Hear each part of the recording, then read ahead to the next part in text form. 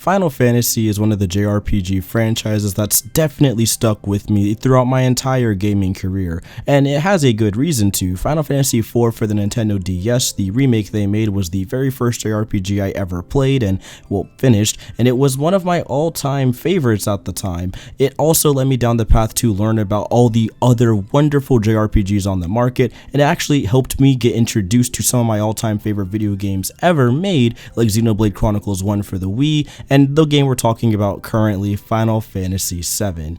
This is definitely a game that resonates with me pretty heavily because Final Fantasy VII was one of the biggest JRPGs I played for the first time in high school, and it really stuck with me knowing the type of environment I was in and all of that jazz, and really relating to characters like Cloud Strife and Tifa, Lockhart, and Barrett. You know, it just really was a relatable game. The characters were extremely well written. It has an incredibly timeless story with this mixing of beautiful fantasy monsters with a slick, cool cyberpunk sci-fi aesthetic, and of course the beautiful ways each character has their arcs play out as you proceed through the course of the main storyline. And all of us were waiting for that inevitable remake. We were waiting since the PS3 generation. We had to sit through a 13th game spin-off, a 13th games spin-off, Final Fantasy XIV, and of course the somewhat train wreck that was Final Fantasy 15. But all in all, we finally got our Final Fantasy VII remake. And with Square Enix's rather rocky track record as of late when it comes to these big hyped up releases,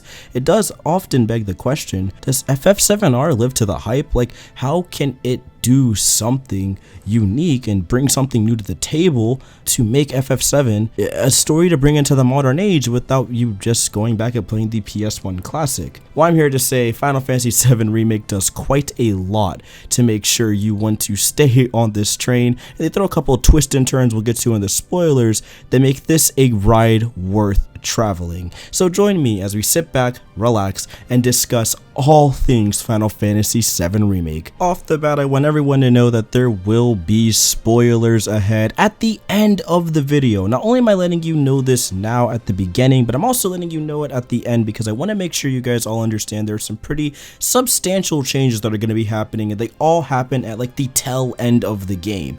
I will not be delving into the full plot details in the first part either because one, let's just be real, if you're watching an FF7 video, chances are you already know, or it's going to be your first time playing Final Fantasy VII, so I'm just going to give you the basic rundown before we get all into the spoilers here, so us FF7 fans can just gush about all the things that are done right and wrong, you feel me? So with that all out the way, let's get straight into the storyline for Final Fantasy VII Remake. And off the bat, it starts off very similarly, actually exactly like how the PS1 first disc started. You have the infamous shot showing Aerith and her flowers as she's walking through the dingy cyberpunk slums, huge shot of the Shinra building, the bombing run mission ensues, Cloud meets up with Biggs, Jesse, Barrett, the Avalanche crew, and all of them are going to work together to plant this bomb, blow up the Mako reactor, and get a move on back to the slums, working at 7th Heaven, Cloud doing his merc work, yada yada yada. It is the typical JRPG kind of storyline start. You have something big and bombastic happening,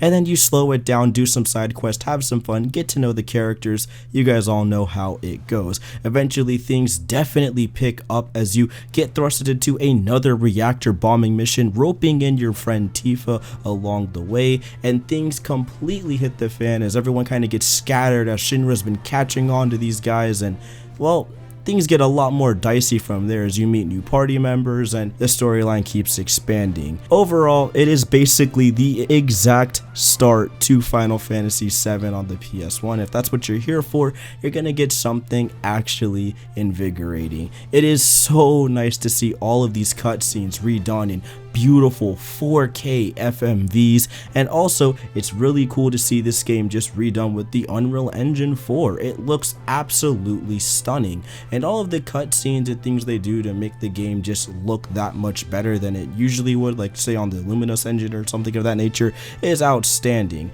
The only downside is the texture work could use a little bit of work, but that's neither here or there. We could talk about that a little bit later. Just know there's going to be some pop-in stuff during cutscenes which could take out the experience a little bit. And the way cutscenes cutscenes are conveyed are surprisingly pretty good. Like, I don't feel like they talk enough about how good the animations are for these cutscene models. Like, there are times where characters are finally expressing and not just doing the same canned for moving animations. Like, these guys are actually expressive, their mouths are moving with their words, everything's syncing up. It's surprisingly high production quality for regular NPCs for such a Japanese game, for lack of a better term. And most of the game is fully voiced, which is a nice touch, so you never really get too pulled out of that action. It's not like those Yakuza games or something of that nature where some scenes are voiced, some scenes aren't voiced, some scenes are FMVs, some scenes are just these weird kind of in-game engine cutscenes but still don't have voice acting. You get the gist. They did a really good job of making everything flow and feel consistent, and I have to applaud them for that because it really helps the story go that extra mile. The storyline here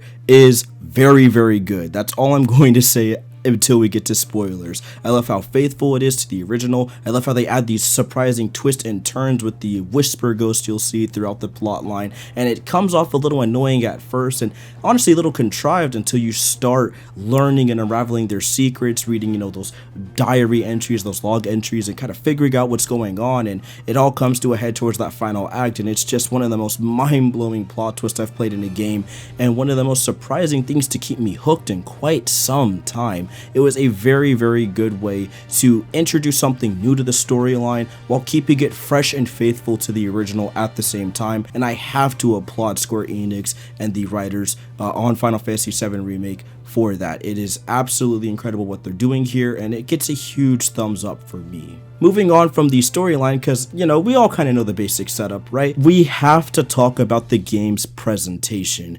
It is, as I said, gorgeous. The texture work here is absolutely phenomenal. The way Cloud looks and the different physics and animations, pushing chairs and boxes around and breaking stuff just feels really, really nice. Everything looks so fluid. It's animated extremely well. I just really wish I could see this game at 60 FPS in all of its glory. Hopefully a PC port's on its way because I need that for the culture, dude. It just is such an incredible looking game. It's surprisingly very fluid and easy to control for 30 FPS. That's really hard to do. On top of that, the UI is nice. I love how the ATB system is incorporated and how it doesn't take up too much of the screen. It's very simplistic, so you know exactly what's going on. Reading your bars and meter and even your controls, but stays up unless you turn it off in the options. Always keeping those new players kind of engaged, knowing what the control scheme is going to be, and having that ATB system work in tangent with your actual real-time combat, slowing down time and being able to pick and choose what you want for the command menu, giving you a bit of that turn-based feel. Feels like a natural evolution that was there in Final Fantasy X and 9 and 7 and so forth and so on, you know, that ATB system that is just so iconic, and having both of those systems clash and work in tangent with each other is very, very refreshing. On top of that, the menus and the way everything is laid out is so simple and easy to read and get through. I love how you have both a compass and a minimap to work in tangent with each other, and I also like how you leave little breadcrumbs as you walk around the minimap so you know exactly where you are if you wanted to go back and pick up an item because you didn't have the right key for it or something of that nature. So you can kind of follow that breadcrumb trail back, you know, retrace your steps and that kind of thing, which is always a welcome touch to these types of massive open world games, even though it is a little bit on the linear side, but the areas are open-ended enough where you can find yourself getting lost. And I'm not gonna lie, I definitely found myself getting lost in a couple of hubs, just looking around, taking in everything, and then, oh wait, I forgot where to find the door. You know what I mean? The menus are laid out very cleanly. I like the materia system, how you can set materia on all your weapons, classic Final Fantasy VII stuff. Everything here just works extremely well, and I have no complaints. It's a gorgeous looking game. The character renders are out of this world. The character models all look great, and I just love everything about it. Another huge bonus for me is how the NPCs and just the attention to detail everything has looks very, very well done. They don't tend to repeat actually going throughout the overworld. Like, yeah, there's a couple of repeating NPCs here and there, but it's never egregious. I always felt like I was encountering new NPCs or sometimes just the same ones, and they actually had their own mini story arcs, you know, and things like that. I love the attention to detail detail the NPC conversations entail. You know, you're always hearing about what's going on in the world, what events transpire that you directly cause through tiny little conversations, sidebars that pop in and out. And it is very satisfying and kind of cathartic to know I don't have to just walk up and press square to talk to these people to get that information. Seeing it play out in real time as you walk around slowly through the hub world and listen into everyone's conversations, or see a TV screen going on talking about what Avalanche has done, knowing you directly caused some crazy trauma to people, it's kind of eerie. It makes you feel unsettled. It makes you really wonder if this is all worth it in the end. Like, are we doing the right thing? It has this really strong morally gray area, and the game delves into that beautifully. I just love how the presentation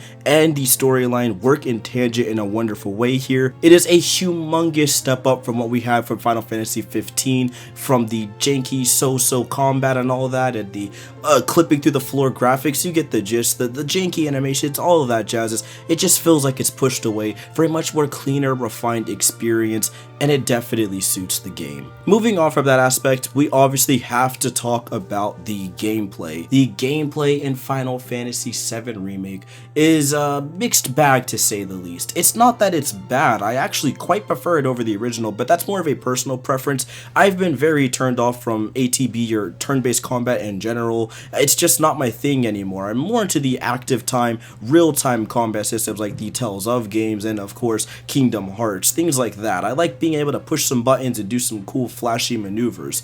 And if I want a cool turn-based game, Bravely Default and Octopath Traveler really nailed that system for me. I don't know how Square Enix games can't compare anymore ever since those two drops. It's just such a well-refined system that going back to ATB would feel sluggish and slow no matter what I do. And that's okay. I just enjoy the active time combat, but I do have some caveats, especially when it comes to Final Fantasy VII-R. Now, the core combos and stuff are actually pretty satisfying to pull off. Once you start building your character up from their typical basic boring skill tree, which is just mash square, maybe press triangle a couple times, throw some fire magic out, you get the gist. It's kind of boring and repetitive, but once you start unlocking the materia, adding on elemental abilities to infuse into your blade or gun or whatever it may be, and being able to stack different materia and things like that to really buff your character, adding on more combo potential as you buy new weapons and unlock new abilities that you could keep permanently while using other weapons, so you can pick and choose which one is your favorite, completely level that one up, and then go back with the other weapons you don't really care too much for, but you just want to get their ability and use it on a much harder hitting weapon. You know, there's all sorts of tactics that come into play in that way, and I really enjoyed that aspect of the game. They really gave this sense of freedom, allowing you to do exactly whatever you want to fully max out your character and make it feel like your own. I think that's a huge benefit to the Final Fantasy VII combat system, and for the most part it works out very, very well when you have the right team comp. To me, the perfect team comp was Tifa, Cloud, and Barret. These guys just worked beautifully with each other. Having this Barret guy come in with a bunch of ranged attacks, I always stacked him with a bunch of cure materia and revival materia, stuff like that, so it's constantly kind of pocket healing us as we go about our business, and having Tifa and Cloud be our big damage dealers. You know, Cloud was a little bit more reserved, a little bit more mid-range, threw a couple fire spells in there, threw a couple thunder spells, things of that nature, and mainly had a smaller amount of cure, just cure and cura, to kind of stay back at the cut, cure every once in a while, had him on ATB. You guys get the gist, as I used Tifa to unleash devastating combos and completely blow away the competition. The biggest upside of that is how beautifully you can swap in and out of these characters by just pressing up on the D-pad, doing what you need to do. However, that does tie it to the second issue of the game, which is, well, I don't like how our AI is just stupid. Like, I really found myself getting into a lot of situations where things just would not work out. Like, they would not listen to me, they wouldn't do what I wanted them to do, and the worst part is, you couldn't set them to do what you wanted to do, and that's the most egregious issue. I don't know how Tetsuya Nomura directed this game and didn't think to add in, you know, AI commands, which has been basically a Final Fantasy staple since forever, especially with something more active time. You think you'd at least incorporate the Kingdom Hearts system, or the Gambit system, which was a huge deal in Final Fantasy 12, which really lets you kind of code your own AI in the game to work in tangent with how exactly you want them to play. It was a very unique system for Final Fantasy, and I really would like to see it return in hopefully Final Fantasy 7 Remake 2 or something, because that system is exactly what a game like this would need. For the most part, if you could look past that and you don't mind switching around characters a lot, like quite often, almost all the time, to build up their ATB gauge and stuff like that, then maybe you could get by. Or as I recommend some people do, if you don't want to switch around, you have a preferred character you want to play, I say put ATB materia on those other characters that you're not going to be using as often, so they could build meter basically as fast as you would build meter if you were actually fighting. Or you also have hasten materia, which you could use to hasten your characters and get their ATB gauge up as fast as humanly possible, again without you having to actually play the character.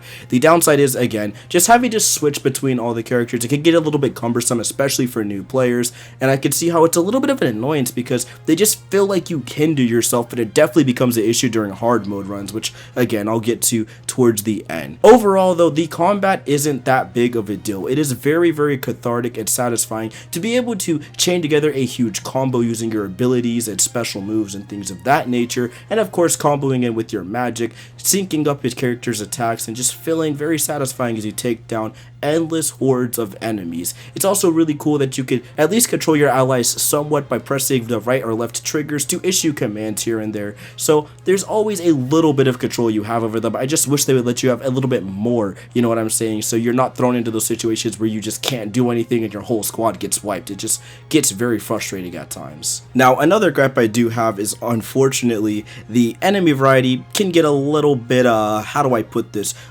garbage. I don't like the flying enemies at all. They're very not made for the game. Like, if you don't have a ranged person or a person that comes equipped with the right material or whatever during those encounters, it's basically a wrap. And I know that's kind of a trademark of the older games, but here it is absolutely an issue. Like, if you don't have Barret or Aerith or something of that nature, they're not infused with the right materia, usually an elemental materia to buff their weapon or something of that nature, and you see a flying enemy, prepare for the longest square mash of your entire life. And the worst part is 9 out of 10 times when it comes to those types of bad guys, it's like they don't even really hit you like 9 out of 10 times. They don't even really attack you. They just swoop in. You're never going to get hit by their moves. They're such a big wind up, such an easy thing to dodge. Then they just go back to the air and you have to wait for this whole thing. It just gets old really fast. And especially becomes an issue during those Coliseum fights. You know what I'm saying? Huge big deal there, because when you're playing those Coliseum fights, you're usually limited to one character only, or maybe one or two characters only, and if they're not ranged, you're basically gonna have a very, very hard time taking down some of those bad guys. Now, despite that tiny nagging, and of course some of the other things like having enemies that are weak to physical attacks but will reflect any magic you throw at them, or having enemies that are weak to magic attacks but reflect any physical attacks that hit them, you know, the usual JRPG jank that just doesn't really belong in a action game, because it just causes for a lot of slow down moments where if you run out of magic NP or whatever it may be and you can't really use it on this enemy, you're basically gonna have to either run away from the fight or completely restart, depending on the type of situation you're in. Like if you're in a locked room scenario, you know what I'm saying, and that can get a little bit tedious and annoying, again especially on certain modes, which we'll get to later. On a normal playthrough, it's not the biggest deal because you can stack ethers and stuff, but on a hard mode playthrough, it's going to be the bane of your existence, and trust me, you're not going to want to do it. Overall, however, the gameplay is very, very good. There's a lot of stuff here to make the game feel really fast-paced, really fun, and it feels extremely good to just hit stuff and play the game,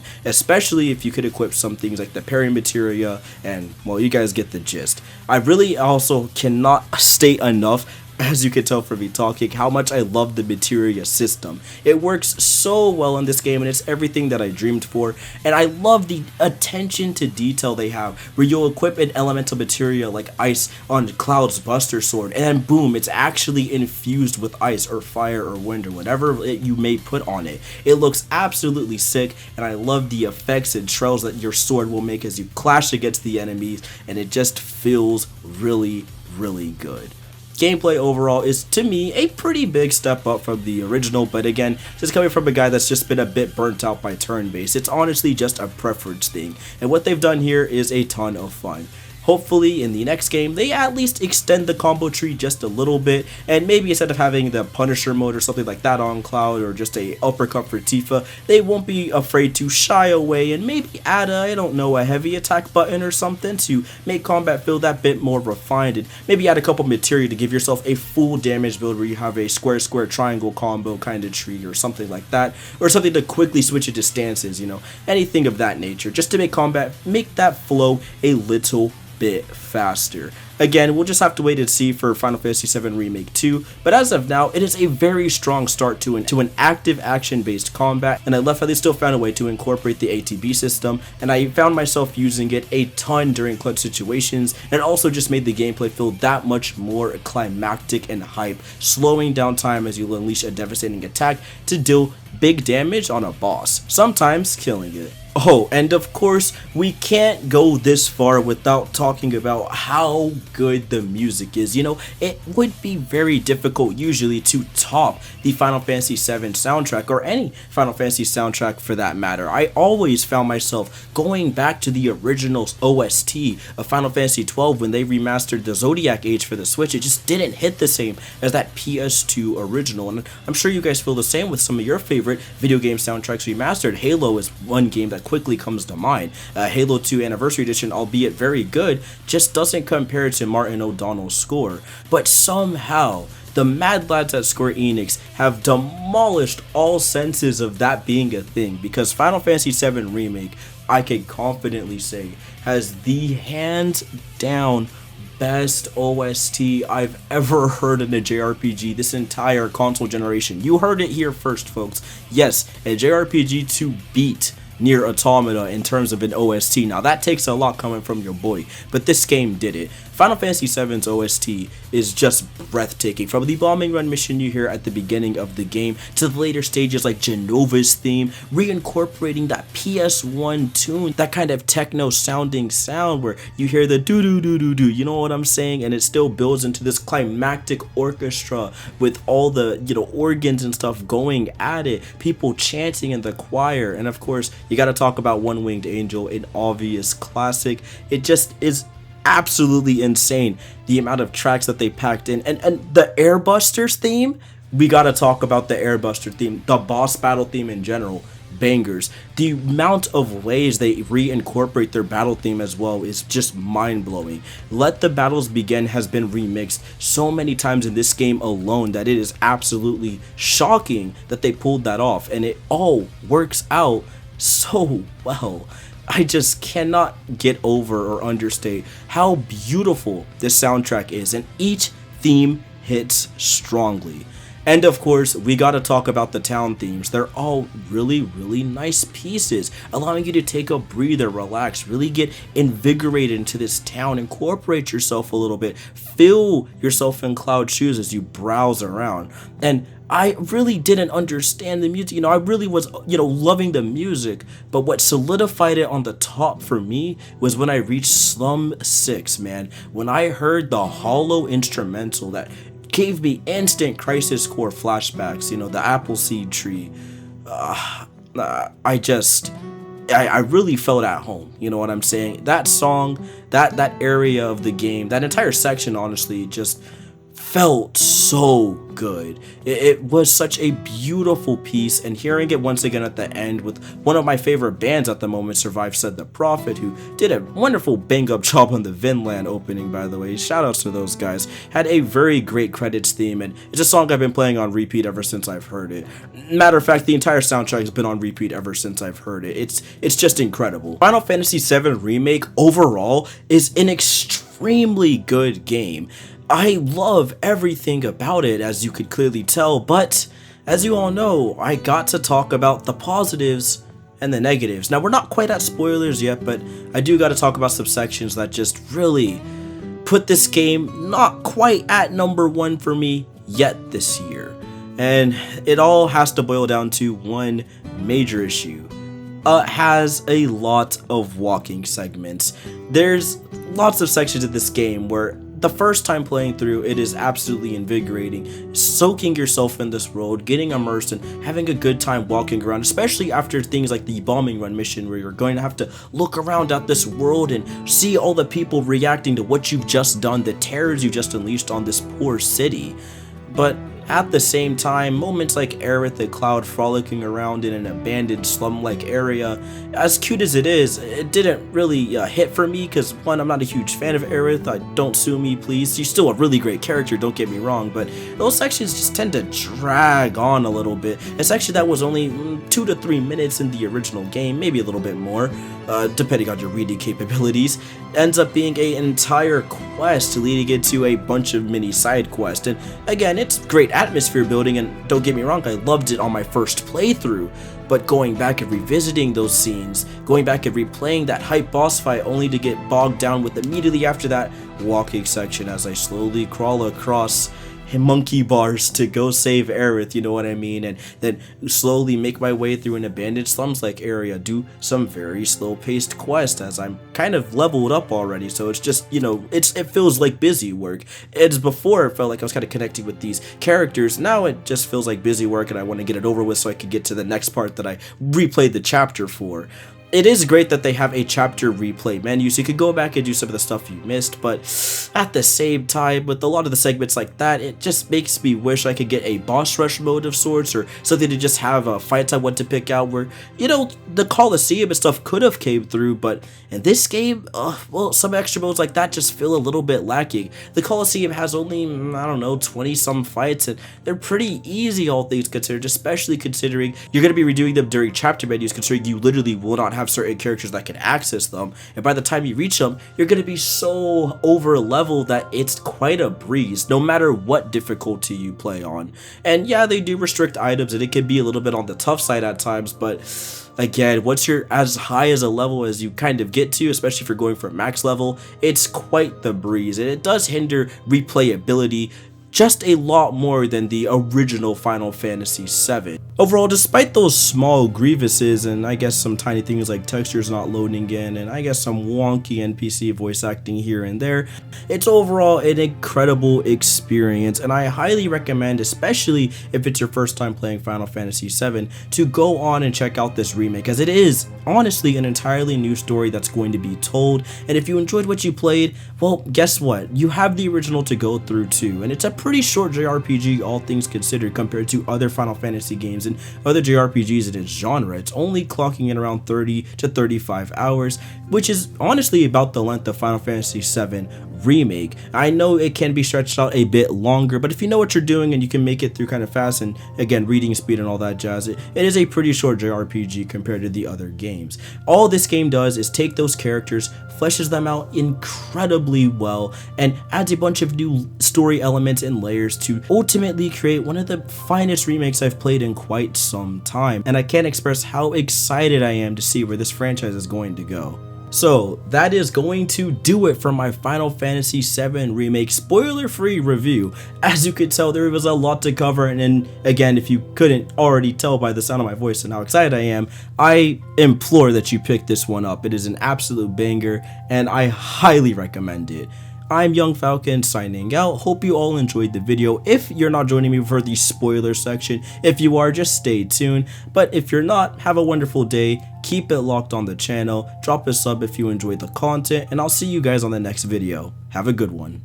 That's right, guys, we finally done it. We got to talk about the hard mode run. I hate Final Fantasy VII Remake's hard mode. It is just not a blast to go through at all. For starters, enemies are just way over leveled. Like they just do and take so much damage to take out that it makes the tiniest of battles feel like an absolute grind fest, and especially when it comes to those bosses. And this ties into the second biggest caveat, which is, well, certain materia and stuff, you gotta go in there with the exact right build if you want to beat it, considering that you are not allowed to use items at all on this run. You can only recover MP and HP and stuff like that unless you use Cura or something of that nature to heal yourself, or you have to rest at a rest stop to fully get your MP back. And I don't know if you guys know this, but there are points in the game where it is absolutely sometimes impossible to even come across a rest stop until the tail end of a chapter or the middle part of a chapter, and it takes an absolute astronomical amount of time to reach it because chapters are just really big in this game. It just causes for a mode that goes from potentially really difficult to downright frustrating. I would have just much preferred if the enemies hit harder and you have to also, kind of build damage builds that you have to hit harder with. You get the gist. But during the first encounter, like the Scorpion boss, I basically used all of my MP, up to 80 MP, using the Dara, all of that good stuff, taking it on, and it just wouldn't die. So both me and Barrett were out of luck, right? And we're a pretty decent level, level 40 something, almost at the max level for 50, and I couldn't even make a dent. Like, it's just such bad design. And knowing that I couldn't even get an ether or anything to heal me back up, like, this isn't a Coliseum battle, it just is not a hard mode run. It doesn't feel difficult in the slightest, in my opinion. It's just rudimentary difficulty. I'm not a huge fan of it. Maybe I just have to find some walkthroughs or something to guide me through it, but yeah, it's just not a I'm not a fan. And the worst part is you don't really have that in-between difficulty with hard mode, right?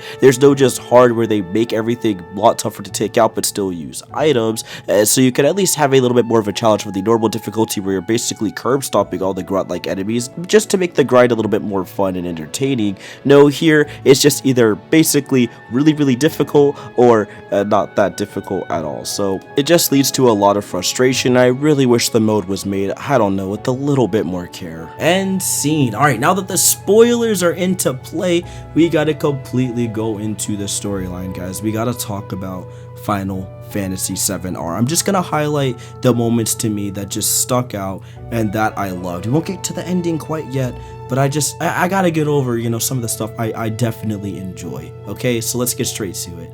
Number one, I got to say off the bat, I love Cloud's arc in this game. It is so oddly relatable. He goes from this cold-hearted, doesn't care kind of jerk character who just doesn't care about anything or anyone around him. He's very edgy, very cold, very just, all in his head. He just wants the merc money. He just wants to do what he can do to get himself out of there and move on to the next phase of his life. But as the stakes keep getting higher and higher, and as he keeps talking to the townspeople and, doing all of these quests as the game progresses, and, meeting up with Aerith and fighting Reno and all that great stuff and taking down those reactors, you see him open up slowly but surely. And by the Honeybee Inn arc, as I call it, he has this very eye-opening experience where you really see the character kind of come into his own, especially when they get to the inevitable dropping of the plate. And oh my gosh, dude, the way that entire chapter was handled was phenomenal. Like, I loved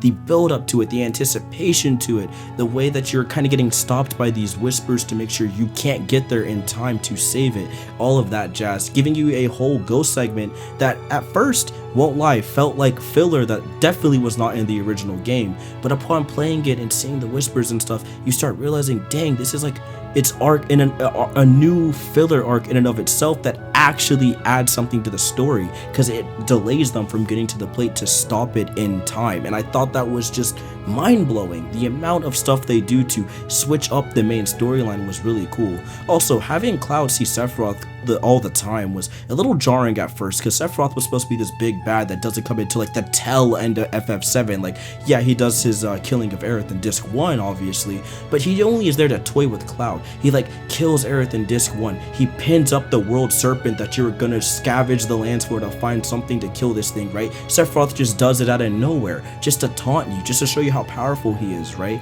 Things of that nature. But here, he's constantly in Cloud's head, taunting him, messing with him, and the reveal at the end was just beautifully done, mind-blowing stuff.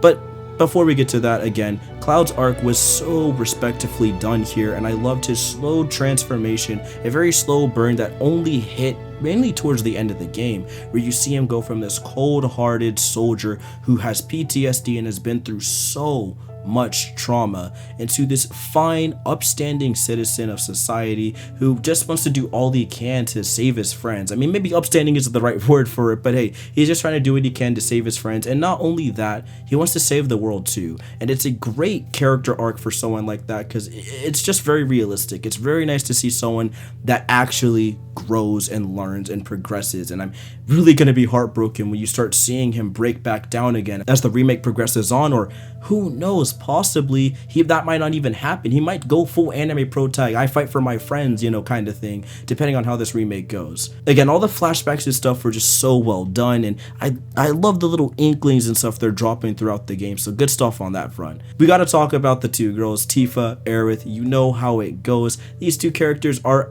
pretty darn good, I'm not gonna lie. Aerith was a little bit sus at first. I wasn't a huge fan, dude. I've never been a huge Aerith fan. I always found her a little bit of annoying, a little bit too hard on people, you know, a little too lightheaded at times, but you know, still get stuff done, obviously. But she just always came off as a bit of an annoyance to me. But here, they did her really well. Her script that they're handed her is very, very good. She has a lot of secrets she keeps, but it's honestly to protect the people that she cares about. It's to protect her friends and stuff. And even then, she's not afraid to get her hands dirty. She's not afraid to get into the thick of things. And the turning point for me and her character was, again, during the plate drop, where things are really going crazy, and Jay out of her you know, life to really help these people try to evacuate as many as they can from this plate dropping. And on top of that, she rushes into the building to save Maurice, which is Barrett's daughter, and even turns herself in and all that jazz, right? She does literally everything she can to make sure that these people get the help they need. And that was a really great, you know, turning point. And I love how she just does it with very quick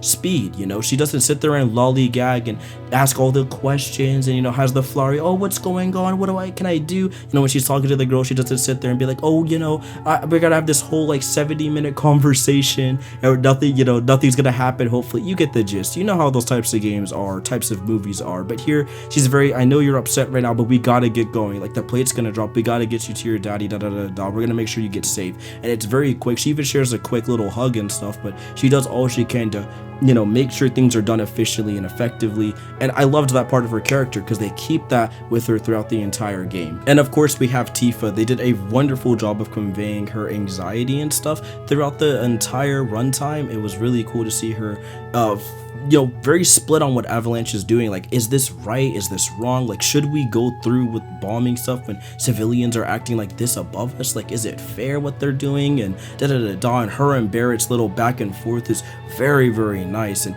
of course, we gotta talk about the main man, Barrett, dude. Barrett is absolutely incredible. His arc isn't quite fulfilled yet. He's still a little bit of a man of mystery. All we know is he just loves to take down any Mako reactors. He hates what they're doing to the planet. He hates that Shinra corporation, and he definitely has beef with them because his arm was basically replaced by Shinra. He doesn't feel like himself anymore because of all the stuff he had to go through during the war with the Turks and stuff like that. So seeing that kind of aspect of his character really come into play here and getting a bunch of different variations of his goofy and serious side depending on what routes you choose and stuff was great. Most definitely you see that during the elevator versus the stair scenes. The stair scenes, he's always winded, you have to catch up to him, you know, he's always kind of making jokes and stuff and, you know, out of breath, slowly getting up these stairs, and then the elevator scene, he's a little bit more reserved, a little bit more serious, kind of quiet, you know, still trying to, you know, make some jokes and stuff, but he's definitely focused on the mission. And he drops an absolute killer line that just it's so good. Like I'm just gonna show you the clip because it's actually impeccable. But they told us that Avalanche could attack again at any time. Just get somewhere safe, okay? Yeah, about that.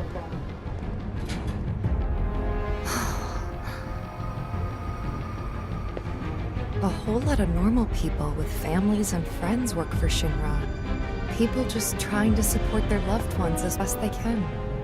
I know it's not exactly a revelation, but it's easy to forget. A good man who serves a great evil is not without sin. He must recognize and accept simplicity. He must open his eyes to the truth that his corporate masters are profiting from the planet's pain. Only then can he redeem himself. Like, there's something about the sheer power that exudes from that line. It's like even though he's in the wrong too, even though he knows what he's doing isn't the best, it's still better than the years of torment the planet has endured because of, you know, Shinra and the Mako energy reactors. And it's just something about that line right there was really, really good. And the symbolism with him looking at his arm and all that, just icing on the cake, dude. Such a wonderful arc, mini arc for him to complete. And yep, you guys know what this means. We got to obviously talk about the ending, right? We got to talk about what's going on. So throughout the entire game, the Whispers kind of constantly stop Cloud and his posse from doing anything further, right? It always stops them during key pivotal plot points. As you see, the only one that doesn't seem to be too affected by these plot points is Sephiroth. He doesn't really care too much about these Whispers. He could blow them away with ease. Everyone else is fighting them, having a rough time, but these guys are always being affected, and the only people that could see them are like your main party members. No one else can see these Whispers and how they're interacting with the world. It's always just the main party members, which is a little sus, right? So as you know, throughout the game, as it's going on, you start seeing these Whispers interact more and more with the gameplay, I guess, to make sure everything follows the Final Fantasy VII timeline. And I started realizing this towards the end, but then things just go off the rails when Sephiroth like swipes out the Whispers and stabs Barrett. Like, what the heck? Like, why would he do that? I got really scared for a moment. I thought that was like destiny breaking or something of that nature, or the timeline snapping, whatever it may be. You know how Nomura gets, and you know those types of people get when they work on these games. I thought like the whole game was gonna completely like change and become this crazy thing. Nope. Thankfully the Whispers flew out and were like, hey, we're gonna give you another chance, you know, don't mess it up. And then they enter this big giant overworld portal, and they go through it, and they're like, hey, we gotta take down the Destiny. We gotta literally change Destiny, Cloud. Like, we gotta change Destiny. So Cloud and the gang do everything they can to change Destiny, get into this huge fight with Sephiroth. Very well deserved, by the way, because it's like he's controlling and pulling the strings instead of just kind of sitting back and, you know, pulling the strings mentally with Cloud. Now he's both physically and mentally hurting this kid, dude. He's like torturing this guy and constantly giving him flashbacks and memories and stuff. It's absolutely crazy. And the beautiful way they show him and Cloud at the meteor on the top, you know, trying to show off that little bit of a final battle that's gonna happen inevitably at the end of the game. Like, oh, such good symbolism, man. I love it. I love it. I love it. During these fights that are going on, as these Whispers keep interacting, you know, some people are getting saved, you know. As you know, the Avalanche members, they usually get murked, right? They're supposed to get killed. They're supposed to die. Jesse, Briggs, all of them. They're supposed to go. But for some reason, one of the guys is still alive. Biggs is still alive, you know what I'm saying? He's still living. We don't know about the other two yet, but there's a couple of things that are going on at the tail end of the game here as you kind of play and see what the Whispers are doing and affecting the gameplay. And then we get the big, like, mind-blowing reveal that in a possible alternate universe, Zack is watching this play out. He is watching the Whispers blow away, all of that. He doesn't pass out like he usually does in Crisis Core, none of that stuff. He sees Cloud, or hears Cloud, or something. He feels Cloud. He knows, he feels Cloud's presence. He knows he's there. And he's like, I'm on my way to Midgar. I got you, my guy. And it's like mind-blowing because they're on this same plane. They walk through each other in the cutscene, and they just kind of like know the presence is there. Even Aerith knows the presence there. She throws this little glance. It's just great, dude.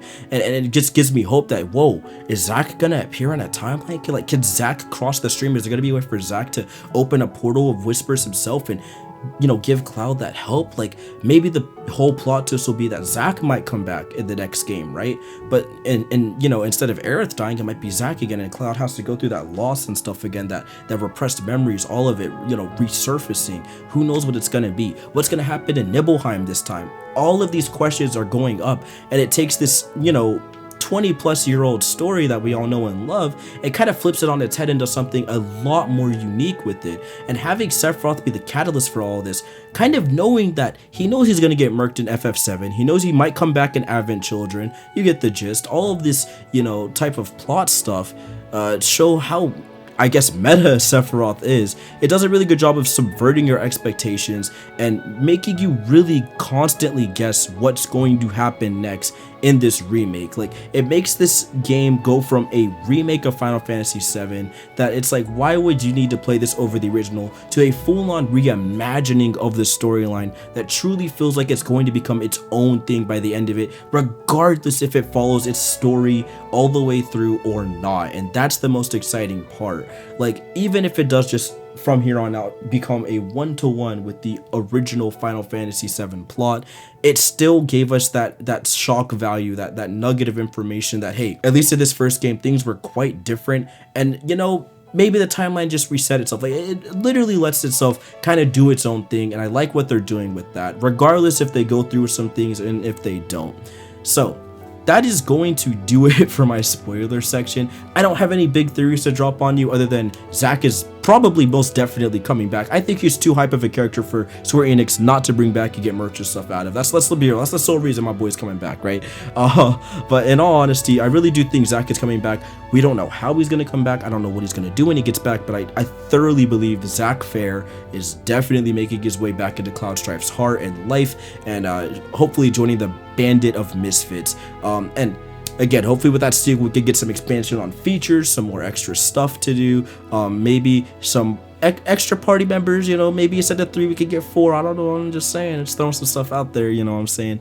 But you guys get the gist. I'm really looking forward to where Final Fantasy VII Remake is going to go, and it is an incredible experience. If you haven't played it yet, which I don't know why you made it this far in the video without playing it, dude, you probably should just get on that, but I really do recommend that you just play Final Fantasy VII-R.